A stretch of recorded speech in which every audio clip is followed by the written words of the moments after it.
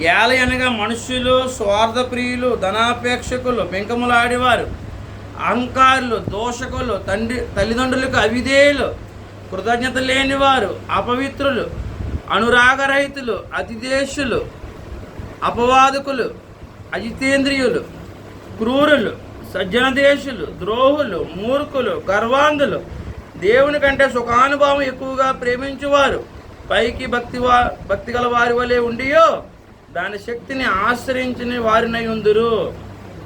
ఇట్టి వారికి విముఖుడివై ఉండుము, హల్లెలూయా. ఇట్టి వారికి విముఖుడివై ఉండుము, హల్లెలూయా. దేవుని స్తోత్రం, హల్లెలూయా.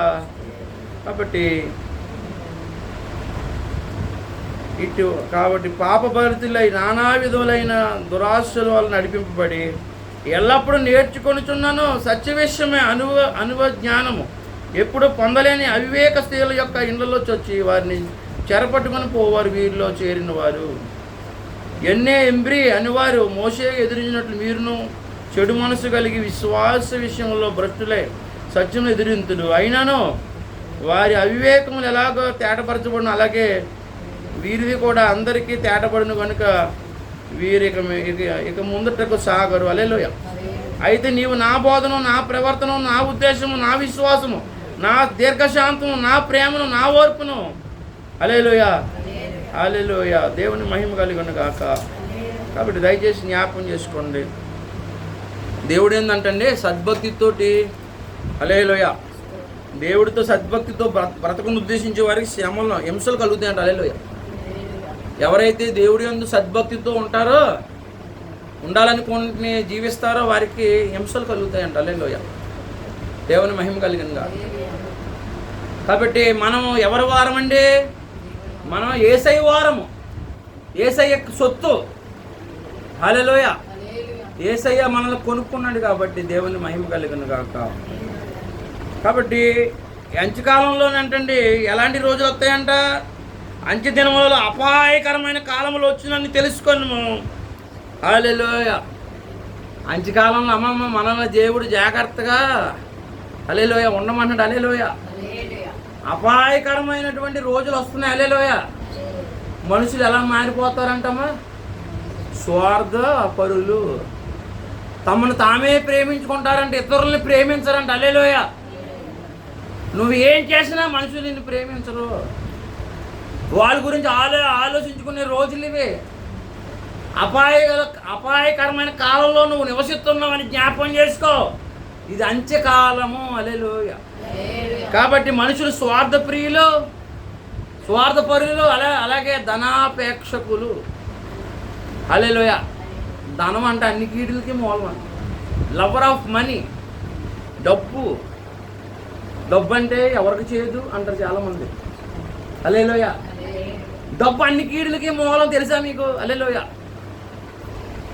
తిమోతిలో 1 తిమోతి 6:6 ఉంది, సంతోష సహితమైన దైవభక్తి గొప్ప లాభసాధకం, హల్లెలూయా. మనకి అన్న వస్త్రాలు ఉండి, హల్లెలూయా, దేవుడి భయభక్తులు కలిగి ఉంటే చాలదా? హల్లెలూయా. చాలామందికి డబ్బు ఉంది కానీ తృప్తి లేదు. ఒక ఆవిడ, నాకు తెలిసిన ఒక ఆవిడ నిజంగా చక్కని జీవితం, 2 పేటలు తాడేసుకుని భర్త భార్య సంపాదించిన ఖాళీ లేని పరిస్థితుల్లో ఉంటే, ధనం అన్ని కీడులకి మూలం కదా. పిల్లలు చక్కని కుటుంబం, చక్కని ఇల్లుతో ఉంటుండగా ధనాపేక్ష, కొయిట వెళ్తే ఎక్కువ డబ్బులు సంపాదించవచ్చు అనేటువంటి దృక్పథంలో ఆవిడ ఏం చేసిందంటే, ఈ 2-3 లక్షలు తెగదిరిగేస్తున్నాయి వీటిని. ఒకసారి డబ్బు వచ్చిందంటే ఏం చేయాలో తెలుద్దాం. మనం 10 రూపాయలకి 20 రూపాయలు ఇచ్చేస్తానంటే వాళ్ళ చేతిలో పెడేస్తాం మనం. ఇంకా ఎక్కువ అయిపోద్దని, ఆడు మొత్తం పట్టిపోతానని తెలక, హల్లెలూయా. కాబట్టి ఇప్పుడు చూడండి ఏం జరిగిందో. నాకే కనపడింది ఆ మనిషి కూడా. ఎవరు కనపడాలో వాళ్ళకే కనపడింది. నాకు కనపడితే నువ్వు చాలా నష్టపోతావు, హాయిగా ఉంది నీ ప్రాణం, ఇక్కడి నుంచి ఎక్కడికి వెళ్ళకమ్మా అంటే, లేదండి అనేసి మాట, దైవసేవుడు మాట కూడా కొట్టేస్తారు కొంతమంది, వినరు. వాళ్ళు మూర్ఖత్వానికి మనం వదిలేయాలి అంతే. అలాంటి వాళ్ళు మనం ఎంత చెప్పిన, ఎంత మూర్ఖులు అంటే అర్థం ఏంటండి? మూర్ఖుని రంజింప చేయలేం. ఎంత చెప్పినా చిలక్క చెప్పినట్టు చెప్పాను, అయినా సరే అనకుండా ఆవిడ బయట వరకు ఎక్కడికి వెళ్ళింది, ముంబైలోకి వెళ్తే 3 లక్షలు అయిపోయినాయి. అక్కడ వాళ్ళు కొట్టారో తిట్టారో ఏం చేయారో తెల్ల, కానీ కమిలిపోయి 2 కాసుల తాడు పోయి అక్కడ వరకు వెళ్తుంది. ఇలాంటి తింగరాలు ఏం చేస్తారండి? హల్లెలూయా. అక్కడ వరకు వెళ్తాను. ముంబైలోనే ఆవిడ ఆరిపేసి మళ్ళీ ఒక 2 సంవత్సరాల తర్వాత నాకు కనపడి ఏమంటుందంటే, అయ్యగారు మీ ఎక్కడైనా పని ఉండి ఇప్పించండి బాబు అంట. ఎంత దూరమైనా వెళ్తాను, ఏ పైన చేస్తాను అన్నది. నాకు అమ్మగారిలో ఉండేది, ఇప్పుడు ఎలా మారిపోయింది?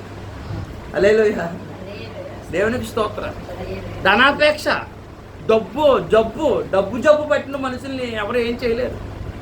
ఈ లోకంలో ఇప్పుడు అంత్యకాలంలో ఉన్న వాళ్ళు మనుషులకి ఏంటండి? డబ్బు కలబడితే చాలు, వాళ్ళ పిల్లల భవిష్యత్తు ఏంటో తెలుస్తలేదు. హల్లెలూయా.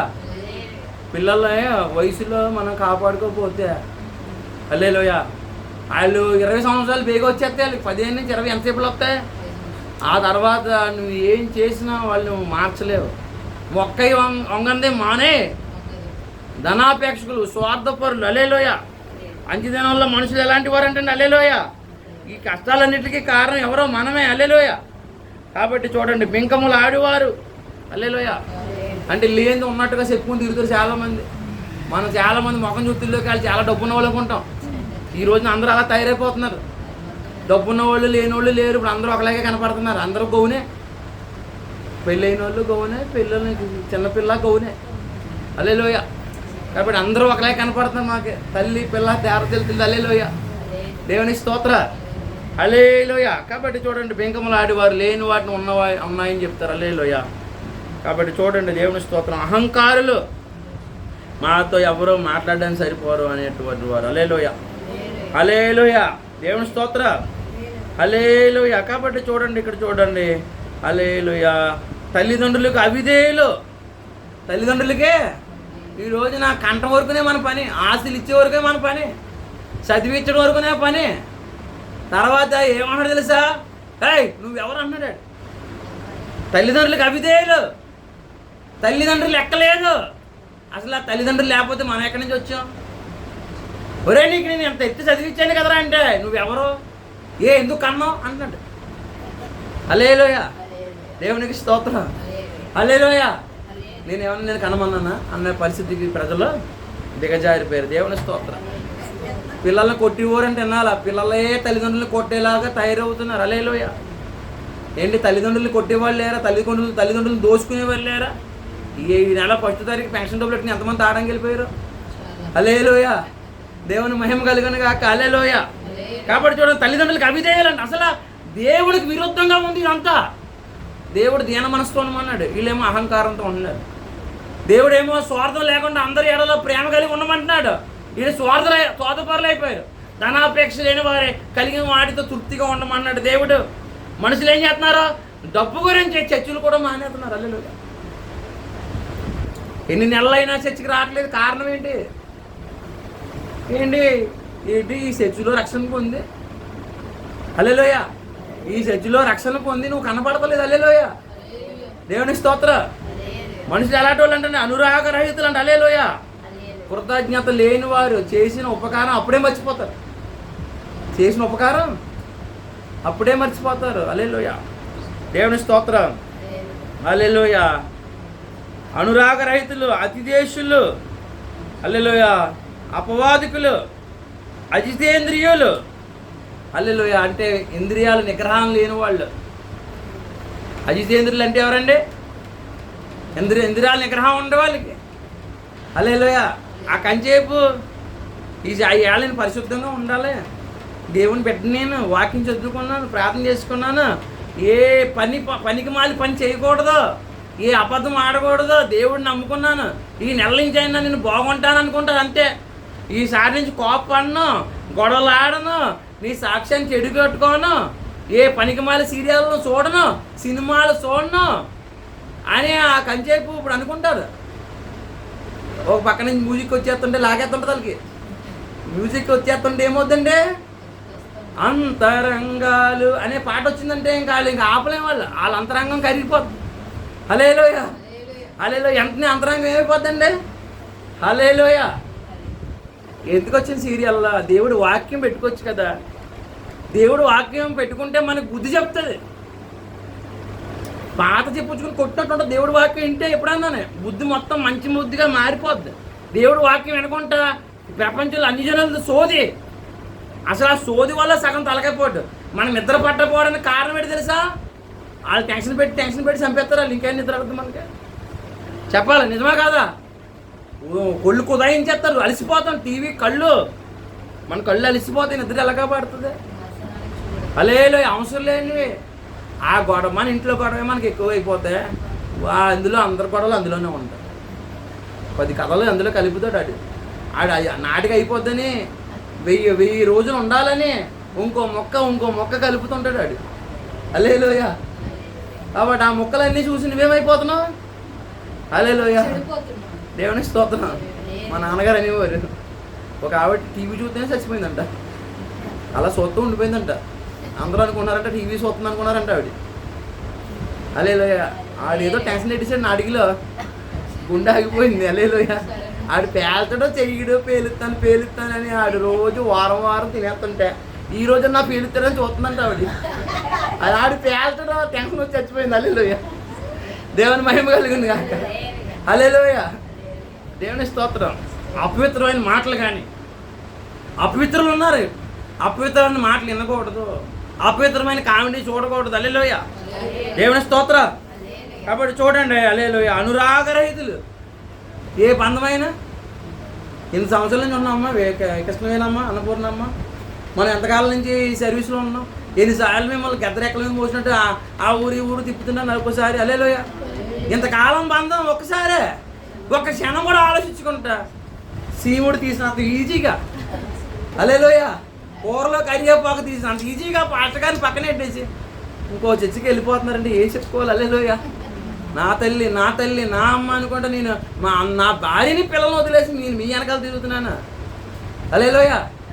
ఏదైనా చిన్న మాట, అమ్మ నువ్వు ఈరోజు కూడా పేదకు రా అన్నానంటే ఎవరు మీరు మాట్లాడకండి అంటున్నారు. హల్లెలూయ.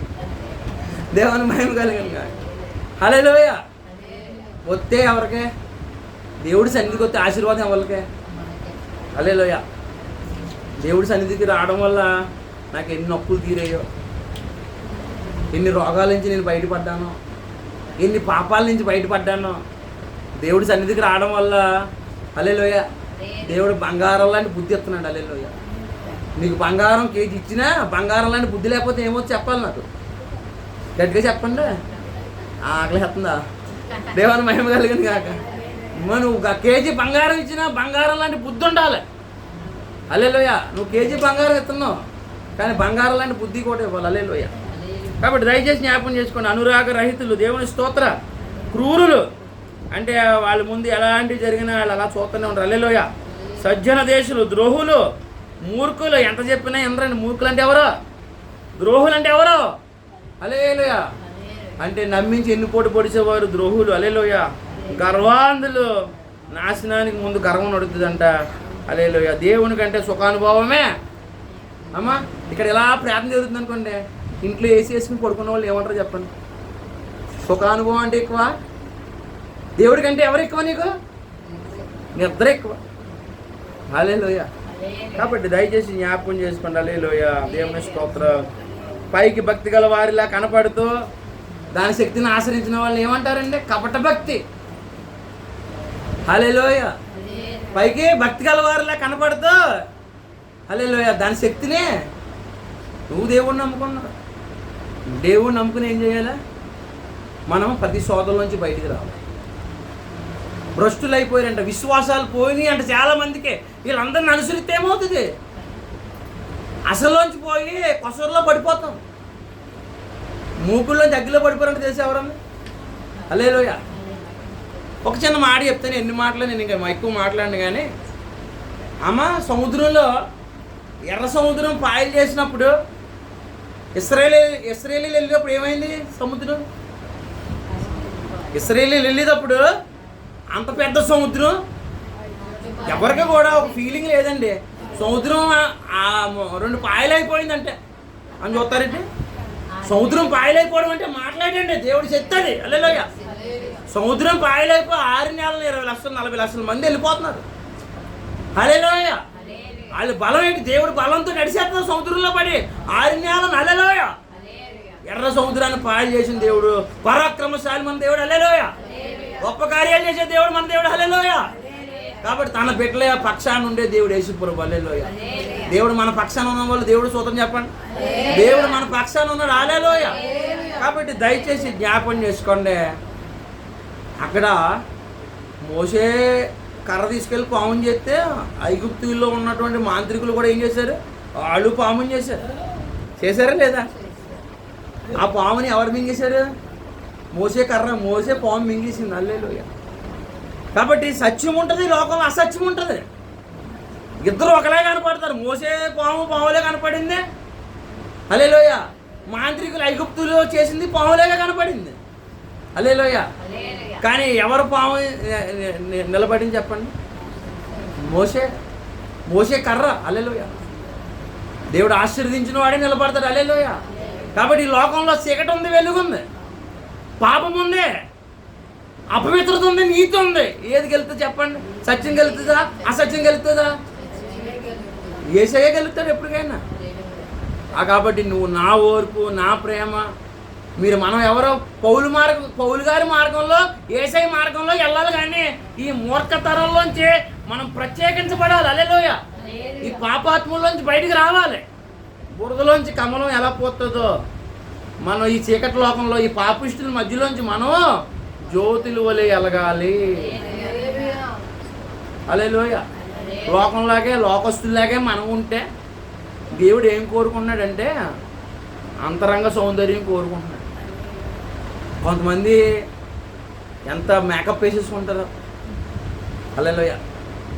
అంతరంగ సౌందర్యం ఉండదు, పైకి మాత్రం ఎర్రని పెదాలు. హల్లెలూయా. తెల్లని ముఖం, అసలు ఎంత గుంట అంటూ ఉండదమ్మా. ఒకసారి ఆ ముఖం కడిగేస్తే తెలుస్తుంది. హల్లెలూయా. అది తారు రోడ్లే ఉందో, కొరుకు రోడ్లో, గుంతల రోడ్లే ఉందో. హల్లెలూయా. హల్లెలూయా. ఒక పొడ్డబ్బా ప్రత్యేకించి దానికి ఎక్కించేసింది. హల్లెలూయా. దేవుడు అందరిలోనే అలాంటి వాళ్ళు బయటకు వస్తే ఎంత అందంగా ఉన్నారండి అని అనుకుంటాం మనం. దేవుడు అంట పై రూపాన్ని చూడ్డంట, అంతరంగాన్ని చూద్దాడంట. మనుషులు ఏ రూపాన్ని చూస్తాడు? కాబట్టి నీ అంతరంగంలో ఇలాంటి చెత్త అంతా ఉంటే తీసేసుకుని హల్లెలూయా నిలకడగా దేవుళ్ళు నిలబడితే నిత్య జీవానికి వెళ్తావు. హల్లెలూయా. మనం కూడా ఒకవేళ ఈ వాక్యం చెప్పేస్తున్నానని చెప్పేసి ఏదో పేద పరిశుద్ధుని నేను చెప్పట్లేదు. ఇక్కడ నేను చెప్పేదే చెయ్యాలి. మీ ప్రార్థన నాకు కావాలి, నా ప్రార్థన మీకు కావాలి. అలా నిలబడగలిగితే పందిల పొట్టు తీసేసి దేవుడు ఏం పెడతాడు? శ్రేష్టమైన గోధుమలు, మంచి దీవెనలు ఇస్తాడు మనకి. అమ్మా చిన్న మాట, తప్పుపోయిన కుమారుడు తిరిగి వచ్చినప్పుడు ఎలాంటి ఆహారం దొరికింది? కొవ్వుని దూడలు దొరికాయి. అక్కడ పందిపొట్టు తినిచ్చారా? చెప్పాలి. దేవుళ్ళో లేకపోతే ఏ మంచి దక్కదు. ఒకవేళ మంచిగా కనపడద్దు కానీ హల్లెలూయా అదే దయ్యంలా మారిపోతుంది. హల్లెలూయా. దేవుళ్ళో ఉండి మన ఇరుకులో వెళ్ళినా అది విశాలంగా మారిపోతుంది. హల్లెలూయా. దేవుడు లేకుండా లోకాశల్లో లౌకికంగా జ్ఞానం పొంది లౌకికంగా వెళ్ళినా ఒకవేళ మనం మట్టి అట్టుకున్న, బంగారం అట్టుకున్న మట్టి అయిపోతుంది. హల్లెలూయా. కాబట్టి దేవుడు మాటకి మనం మూర్ఖత్వం చూపించకూడదు. ఇశ్రాయేలీయులు చాలామంది మూర్ఖత్వం చూపించి కానాన్ దేశం వెళ్ళలేదు. కానాన్ దేశం వెళ్ళడం తెలుసండి, ఒక ద్రాక్ష గెల 4 మోసారంట. హల్లెలూయా. అంటే ఒక కాయ 2 చేతులు సరిపోతుందన్నమాట, ఒక ద్రాక్ష పండు. అలాంటి ఆటలు తినడం, నాటని తోటలు, కట్టని ఇళ్ళు ఉన్నాయంట. కొనని భూములు దేవుడు ఎత్తుంటాయి వద్దనుకుని వీళ్ళు తిండి ఆశకి, నేత్రాశకి, జీవపు డంబానికి, మూర్ఖత్వానికి మధ్యలోనే చచ్చిపోయారు వీళ్ళందరూ. చివరి వరకు నడిచారా? చివరి వరకు నడిచిన వాళ్ళు ఎవరో? హల్లెలూయా. యెహోషువ, కాలేబు, కొంతమంది ఉన్నారు. పాతోళ్ళు అందరూ అక్కడే పోయారు. విచ్చలవిడితనంగా వాళ్ళు దేవుడి మార్గాలు ఎరగకుండా పాపంలో. హల్లెలూయా. కొంతమంది ఉంటారండి, వాళ్ళకి తీర్థం అంటే ఎంత సంబరమో, ఎంత ఓపిక లేకపోయినా సరే ఏదన్నా సంబరం జరుగుతుందంటే ఎక్కడైనా. అదేంటండి మూల కూర్చున్న ముసలమ్మ ఏటో తెలదు, ఆ పాటలు వినపడితే చాలండి టక్కుమని లేచిపోయి వెళ్ళిపోయి తీర్థంలోనే నిలబడిపోయి ఇంకా ఎక్కడ డ్యాన్స్ కట్టేస్తుంటుంది. హల్లెలూయా. హల్లెలూయా. కొంతమంది పరిస్థితి అదే. వాళ్ళకి దేవుడు ఎంత తలుపు తట్టినా చర్చికి వచ్చి ఆరాధన చేయరు. ఇందాక మనకి ఎన్నో వాక్యం ఎలా ఉందండి? హల్లెలూయా. ఇంకా హృదయంలో ప్రభువే చాలు అనిపించింది. హల్లెలూయా. ఆ ప్రేమ తప్ప ఇంకెవడ ప్రేమ వద్దనిపించింది. హల్లెలూయా. హల్లెలూయా. చూసారంటే దేవుని స్తోత్రం. ఇదేంటండి ఇది? హల్లెలూయా. దేవుని మహిమ కలిగిన కాదు ఎండికి. హల్లెలూయా. దేవుడు నన్ను బంగారం అడిగినప్పుడు ఆయన చేతికి ఇచ్చేసాను, ఎండిగా మార్చాను. హల్లెలూయా. హల్లెలూయా. పెట్టుకోలేమా? అందరిలో డమ్మంగా కనిపించలేమా? హల్లెలూయా. కాబట్టి దయచేసి జ్ఞాపకం చేసుకోండి, దేవుడు నీ హృదయాన్ని అడుగుతున్నాడు, ఇచ్చే. నీకు ఎంతో స్వస్థత, ఎంతో దీవెన, ఎంతో ఆశీర్వాదం ఉంది. హల్లెలూయా. ఎంతసేపు నీకు నచ్చినట్టు తిరిగి, నేను నచ్చినట్టు తిని నువ్వేం చేసుకుంటున్నావు? నీ ఆయుష్య పాడు చేసుకుంటున్నావు. హల్లెలూయా. దేవుడికి నచ్చినట్టు బతికితే ఆయురారోగ్యాలు, సర్వసంపదలు దేవుడే మనకే అనుగ్రహిస్తాడు. హల్లెలూయా.